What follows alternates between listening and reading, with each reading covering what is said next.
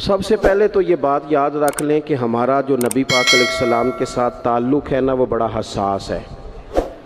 انسان کے بہت سارے رشتے ہوتے ہیں، سارے حساس نہیں ہوتے۔ نوجوان میری بات پر غور کریں، یہ ہمیں سارا کفر کہتا ہے، سارے مشرک کہتے ہیں، تانے دیتے ہیں کہ مسلمانوں تم حضور کے نام پر اتنے جذباتی کیوں ہوتے ہو؟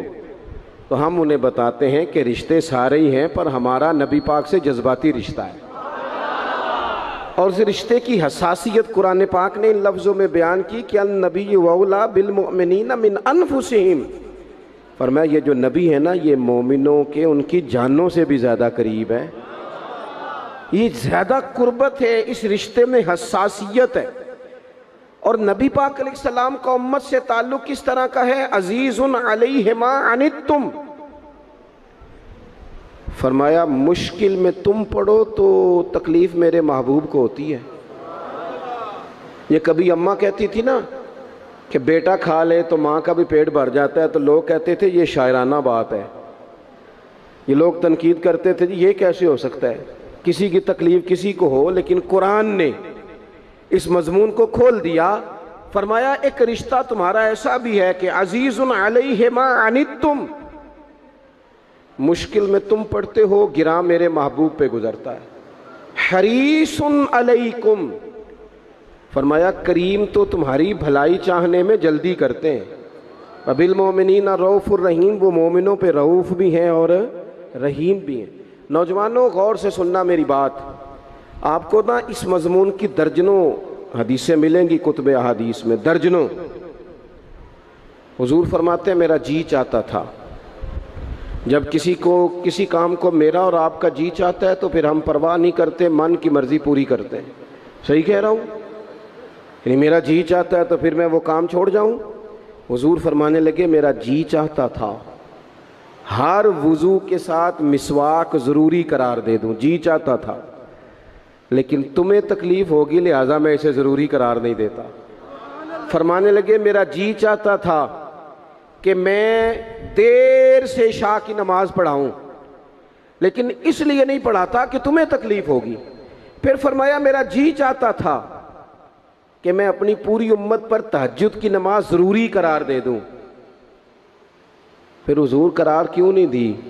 تو بات کا مفہوم یہ بنتا ہے کہ حضور فرمانے لگے میں نے اپنی چاہت نہیں دیکھی، تمہاری نیند دیکھی ہے، تمہیں تکلیف ہوگی۔ حضرت سیدہ عائشہ صدیقہ فرماتی ہیں، صحیح حدیث میں موجود ہے، فرماتی ہیں حضور کو امت کے حق میں دو باتوں کا اختیار دیا جاتا نا کہ یا رسول اللہ یہ والی چیز آپ کی امت پہ ضروری کر دی جائے یا یہ والی، تو سیدہ فرماتی ہیں جو چیز زیادہ آسان ہوتی حضور امت کے حق میں اسے اختیار کرتے، امت پر مشکل نہ آئے۔ حساسیت، امت کے حق میں نبی پاک کے دل میں حساسیت۔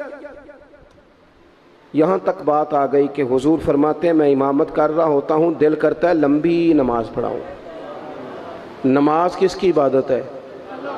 دل کرتا ہے لمبی پڑھاؤں، لیکن فرمایا پھر کسی بچے کے پیچھے سے رونے کی آواز آتی، میں نماز مختصر کر دیتا ہوں کہ اس کی ماں نماز میں شامل ہے یا گھر میں سے کوئی شامل ہے تو تکلیف نہ ہو۔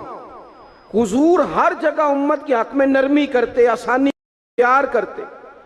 امت کی بات آتی، حضور نے جب لشکر روانہ کیے، قافلے بھیجے جہاد کے لیے یا کچھ لوگوں کو بعض صوبوں پر بطور گورنر تعینات فرمایا، تو فرمایا لوگوں کو خوشخبریاں دینا، لوگوں کو خوشخبریاں دینا، پریشان نہ کرنا، لوگوں پر آسانی کرنا، انہیں مشکل میں نہ ڈالنا۔ حضور امت پر آسانی کرتے، کیوں؟ اس رشتے میں حساسیت ہے۔ جب قرآن مجید کی وہ آیات نازل ہوئی نا جن میں سخت احکامات ہیں، تو محبوب کئی دن روتے رہے اپنی امت کی اس تکلیف میں کہ یہ دوزخ میں جائیں گے۔ کئی دن تک حضور نے آنسو بہائے، سارا کچھ جاننے والے رب نے پیغام بھیجا، حضرت جبریل حاضر بارگاہ ہوئے، یا رسول اللہ رب فرماتا ہے پریشان کیوں ہیں؟ کہا اللہ نے سخت حکم دے دیا ہے، امت کمزور ہے، کیسا پورا کرے گی؟ اللہ کرے آپ کی پوری توجہ ہو جائے میری بات پر، آمین تو کہہ دیں، آمین تو کہہ دیں یار۔ اللہ کرے آپ پورے جاگ جائیں اور میری بات آپ غور سے سنیں، توجہ کریں۔ عزیز بھائی، اس پر غور کرو. اس حساسی آج امت کو کہا جائے نا تو داڑھی شریف رکھ لے، اس میں حساسیت ہی نہیں آتی. وہ کہتے ہیں پیر صاحب آپ دعا کریں، تو میں کہتا ہوں جب آپ تنخواہ لینے گئے تھے تب تو نہیں دعا کرا کے گئے تھے. اس وقت بھی کہنا تھا مشکل ہو رہا ہے بینک تک جانا، تو میں تو نہیں جا سکتا، دعا کر دیں. جب آپ مال حاصل کر رہے تھے کسی جگہ تھے، وہ تو بڑی آسانی سے آپ نے لے لیا. اور داڑھی کے لیے پہلے آپ کو وظیفہ دیا جائے، دعائیں کی جائیں، آپ کے لیے چلہ کیا جائے، پھر آپ سنت شریعت کی طرف آئیں گے. حساس رشتہ، رسول کائنات آنسو بہا رہے ہیں. کس طرح یہ امت حساب دے گی اللہ کے حضور؟ کیسے؟ بڑی کاہلی ہے ہمارے اندر، بڑی سستی ہے، ہم بڑی آزمائشوں میں. حضور جانتے ہیں جب محبوب کئی دنوں تک روئے، اللہ کرے امتی بھی کبھی کبھی حضور کی یاد میں روئے. ایک تو یہ ہماری محفلیں ہیں نا جن میں مجبور کر دیتا ہے خطیب، واعظ، نعت خواں، تو مجبوراً بھی سبحان اللہ کہنی پڑتی ہے. کاش کبھی گھر میں بیٹھے بیٹھے بھی دل کرے اور ہم کسی نعت خواں کے دروازے پہ اسپیشل جا کے دستک دیں اور اسے کہیں دل بڑا پریشان ہے، مدینے والے کی کوئی نعت تو سنا. کبھی ایسا بھی ہونا کہ گھر میں پیسے نہ ملنے پہ تو ٹینشن ہوتی ہے، اور کوئی مقدمہ آ جائے تو پریشانی ہوتی ہے، لڑائی ہو جائے تو ہوتی ہے. کبھی یوں بھی تو ہونا رات کو ابا جی رو رہے ہوں بستر پہ اور بڑا رو رہے ہوں اور تڑپ کے رو رہے ہوں، بچے آ کے اماں سے پوچھیں کیا مسئلہ ہے ہمارے ابا کو، کوئی پریشانی ہے، کوئی ڈاکٹر کو بلائیں، کوئی دکھ ہے؟ اماں کہتی ہے جاؤ تمہارے والی بات نہیں. بچے اصرار کر کے کہتے ہیں نہیں اماں بتا تو صحیح مسئلہ کیا ہے. تو اماں ٹھنڈی آہ بھر کے کہتی ہے پتر تمہارے باپ کو نا نبی پاک کا مدینہ یاد آتا ہے، جنوں ویکھ کے ٹھردیاں اکھیاں نے تے جنوں ویکھ کے ٹھردا سینہ ہے. ربا تیری ساری خدائی چ ایک ہی تے شہر مدینہ ہے. پیسے جتنے آگے جی انہیں بڑے نے انہاں سٹیو تہاڈی مہربانی. اسی کڈی سمجھدار قوم آ، پہلے آپ ہی کھلاری دینے پھر آپ ہی کٹھی کری دینے. کیسی بات ہے؟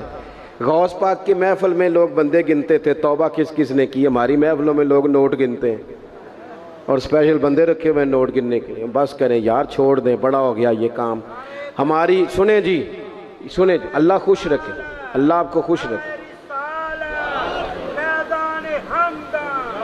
اور میرے بھائی اللہ جزا دے، سنیں ہمیں جو کچھ دین نے دے دیا ہے وہ ہماری اوقات سے پہلے ہی بڑا زیادہ ہے. تو یہ نوٹ چھوڑ تو یہ تو بات ہی پیچھے رہ گئی ہے. سانو تخت ہزارے دی لوڑ کیے نالے کی لگے شہر بمول دے نال، اسی اپنی بال کے سیکنے ہیں، سانو کی لگے کسی اور دے نال. یہ چھوڑ دیں یہ کام، یہ کوئی اتنا مناسب نہیں لگتا. اللہ جزائے خیر دے. آپ توجہ کریں کیا عرض کر رہا ہوں. تو شدید حضور سید عالم صلی اللہ علیہ وسلم رو رہے ہیں آزمائش میں. امت کی آزمائش کو دیکھ کر حضور رو رہے ہیں کہ امت آزمائش میں. حضرت جبریل نے جا کے عرض کی یا رسول اللہ وہ جو خاص حساسیت ہے نا حضور کی طبیعت میں امت کے حق میں، اس کے لیے حضور رو رہے ہیں. تو رب کریم نے کیا پیغام دیا؟ کہا کہہ دو محبوب سے جا کے وَلَسَوْفَ يُعْطِيكَ رَبُّكَ فَتَرْضَىٰ، محبوب رب آپ کو اتنا دے گا کہ آپ اپنے رب سے راضی ہو جائیں گے. راضی کیا جائے گا امت کے حق میں. اور حضور فرمانے لگے جب تک ساری امت جنت میں نہیں جائے گی میں نے راضی نہیں ہونا.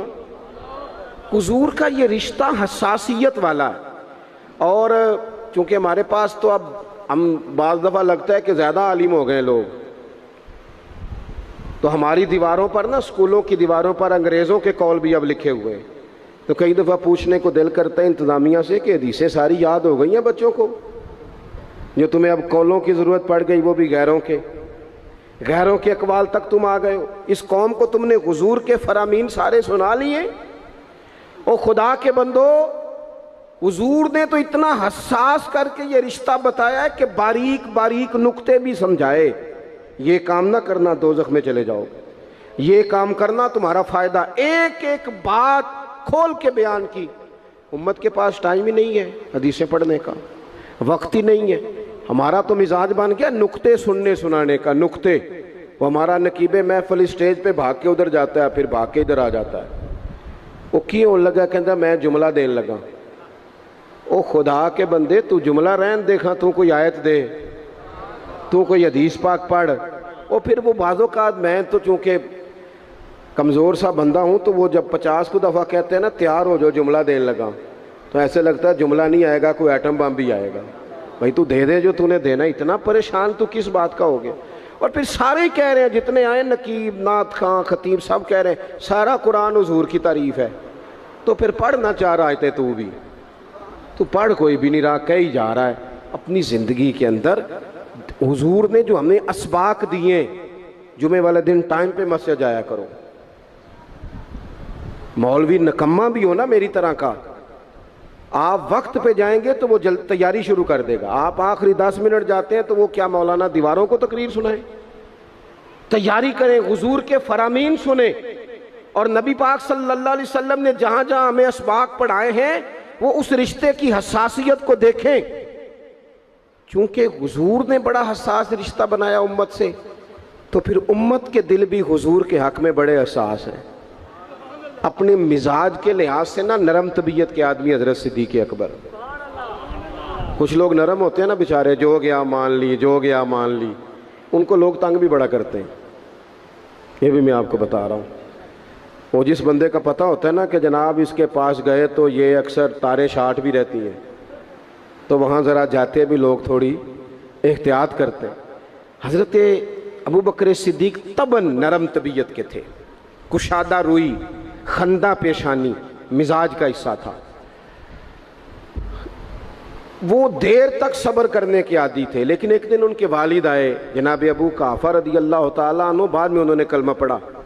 وہ ایک دن حضور کی بارگاہ میں شکایت لے کے آئے.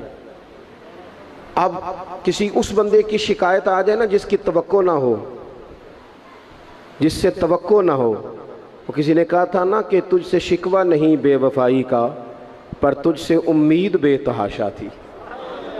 تیرے اوپر امیدیں بڑی تھیں, تو نے یہ جو کام کیا نا یہ تھوڑا عجیب لگا ہے, تجھے نہیں کرنا چاہیے تھا. کوئی اور کر دیتا تو چلو بات اتنی سخت نہیں تھی, تجھے نہیں کرنی چاہیے تھی, تیری بنتی نہیں.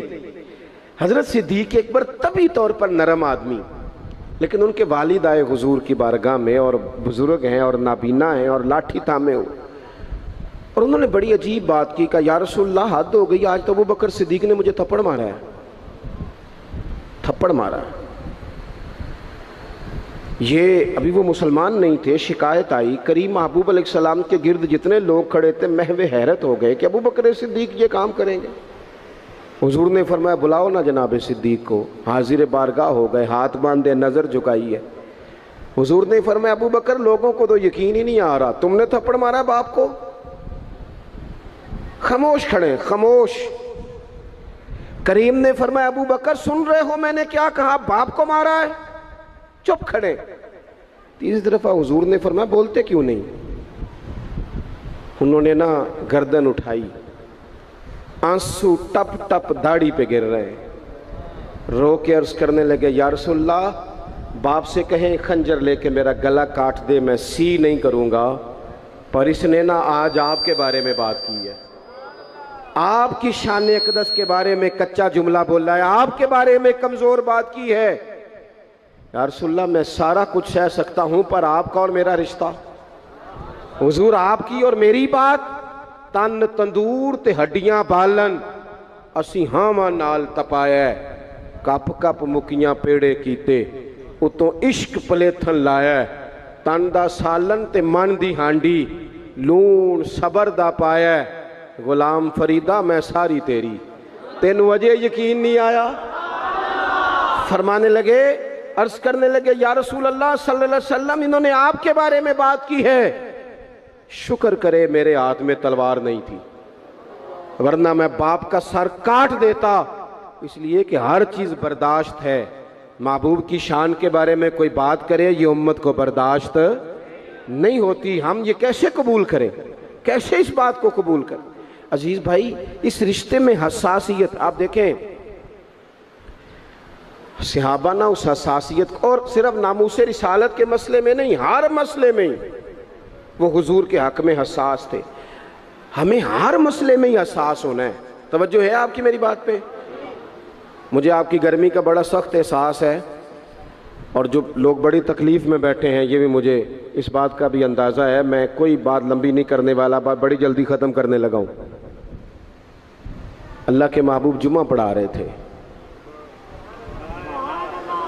تو ایک آدمی کھڑے ہو گئے تو محبوب نے فرمایا بیٹھ جاؤ، نام نہیں لیا۔ حضرت انس بن مالک کہتے ہیں ایک بندہ دروازے کے باہر تھا، اس کے کانوں میں آواز گئی تو مسجد کے باہر ہی بیٹھ گئے۔ ایک کبھی پچھلی گلی میں تھے، ان کے کانوں میں آواز گئی بیٹھ جاؤ تو وہ وہیں بیٹھ گئے۔ جس نے جہاں سنا نہ بیٹھ جاؤ وہ وہیں۔ محبوب نے جمعے کی تکمیل کے بعد پوچھا تم کہاں تھے، تم کہاں تھے، تم کہاں تھے؟ یا رسول اللہ آپ نے کہا تھا بیٹھ جاؤ، آپ نے کہا تھا بیٹھ جاؤ، تو میں بیٹھ گیا۔ محبوب علیہ السلام مسکرا کے فرمانے لگے تمہیں کب کہا تھا، تمہیں کب کہا تھا، تمہیں میں نے تو اسے کہا تھا۔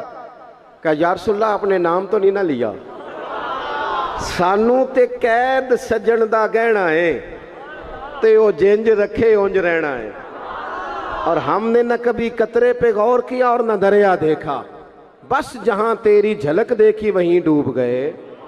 سانو تے قید سجن دا گہنا ہے، وہ جنج رکھے۔ اس نے کہا بیٹھ جاؤ تو چپ کر کے بیٹھ گئے، بات ختم ہو گئی۔ محبوب پاک نے فرمایا دیکھو نا، حضور نماز پڑھا رہے تھے تو دوران نماز خیال آیا کہ یا اللہ قبلہ بدل جائے نا، اور وہ قبلہ ایسے نہیں تھا کہ ادھر کو کر لیں، آپ مسجد قبلہ تین جائیں، منہ اس طرف تھا اور کرنا تھا اس طرف، تو محبوب نے 2 رکعتیں ادھر منہ کر کے پڑھائیں۔ یہ رشتہ حساس ہے نا، اس میں بحث نہیں۔ وہ شریعت کا جب کوئی حکم آئے تو پھر اس میں بحث، کیسے مومن کہہ لیتا ہے کہ میں نے ٹھہر کے داڑھی رکھنی ہے؟ یہ کیسے کہہ لیتا ہے کہ میں نے شریعت پہ عمل ذرا ٹھہر کے کرنا ہے؟ ذرا یہ تو کیسے کہہ لیتا؟ تجھے حضور کا پیغام مل گیا اور تو ابھی تک کہہ رہا ہے ذرا ٹھہر کے، یہ کیسے ہو گیا؟ یہ تو نے سوچ کیسے لیا؟ اتنا حساس۔ اماں بات کہے نا، اماں پتر 2 دفعہ توجہ نہ کرے تو اماں کہتی ہے تو میری بھی نہیں سنتا۔ 4 دفعہ پیر صاحب کو کہنا پڑے تو حضرت شیخ بگڑ جاتے ہیں، کہتا جا دوڑ جا، اتنی دفعہ کہا تو سنتا ہی نہیں۔ میری طرح کا چھوٹا مولوی جو سویرے الف با تا سا پڑھائے، اس کا بچہ سبق پڑھتے منہ ادھر کر لے تو تھپڑ مار دیتا ہے، کہتا ہے میں تینوں سبق پہ پڑھانا تکنا کدھر ہے؟ اور یہاں امت کا یہ حال ہے کہ وہ حضور کا پیغام بھی توجہ سے نہ سنے، وہ شریعت اسلامیہ کی بات پر بھی غور نہ کرے، اور دین پر عمل کرنے میں کہ ٹھہر کے ذرا ٹھہر کے ذرا ٹھہر کے۔ سود حرام ہے، وہ کل بھی حرام تھا، آج بھی حرام ہے، اور قیامت تک حرام ہے۔ بی بی پر پردہ ضروری ہے۔ اگر کائنات کی سب سے اعلیٰ بیویوں نے پردہ کیا ہے تو ان بیویوں کے لیے بھی پردہ ضروری ہے۔ اور اگر نابینا صحابی آئیں اور نبی پاک کہیں اپنی ازواج پاک سے کہ پردہ کرو، یا رسول اللہ وہ تو نابینا ہے، فرمایا تمہیں تو نظر آ رہا ہے نا۔ تو اگر جن کو قرآن ماں کہتے ہیں ان کا پردہ ضروری ہے تو پیر صاحب سے بھی عورت کا پردہ ضروری ہے۔ اس پیر سے کہو تو شرم کر، تو حیا کر، شریعت کا پاس کر۔ یہ کیسے ہوگا کہ تو بے پردہ آ کے بیٹھ گیا عورتوں کے بیچ؟ کس طرح ہو گیا تو؟ کہاں سے وہ تم نے دین سیکھا؟ اس میں شریعت اسلامیہ کا ہی پاس نہیں۔ اعلیٰ حضرت بریلوی رحمت اللہ علیہ پیلی بھیت میں کسی نے دعوت دے لی، کو شیخ تھے تشریف لے گئے تو عورتوں کے بیچ بیٹھ کے بے پردہ تعویذ بانٹ رہے تھے۔ فاضل بریلوی واپس آ گئے، ان کو کسی نے کہا وہ آپ کے مہمان تو جا رہے ہیں، تو وہ پیچھے سے دوڑے